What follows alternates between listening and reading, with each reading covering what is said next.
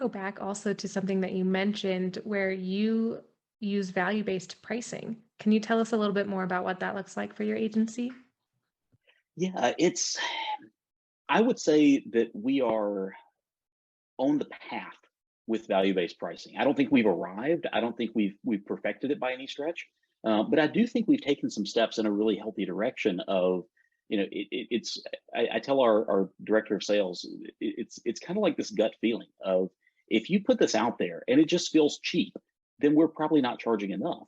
And he's like, well, I mean, but we're only putting so many hours to it. I said, okay, how many hours did we pay staff to work on making things more efficient, evolving our process, really streamlining some stuff so that we can do it in that number of hours? Did a client pay for that time?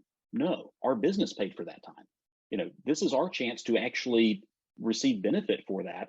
In the same way that, I think of Apple, and I think I use this reference in talking to him about it.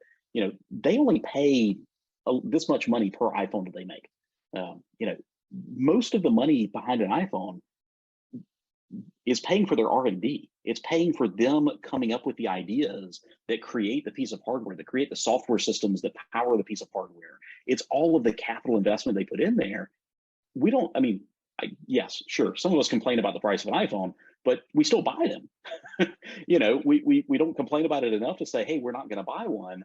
They keep setting record number of sales every quarter. It's like, we're willing to pay for that, and it's justified that we pay for that because that's how we innovate. That's how we create new stuff and better stuff.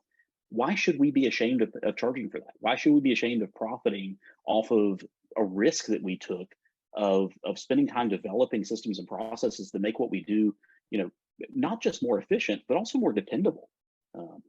We shouldn't. We should charge what it's worth, even if that's even if it's more than the number of hours we put into it.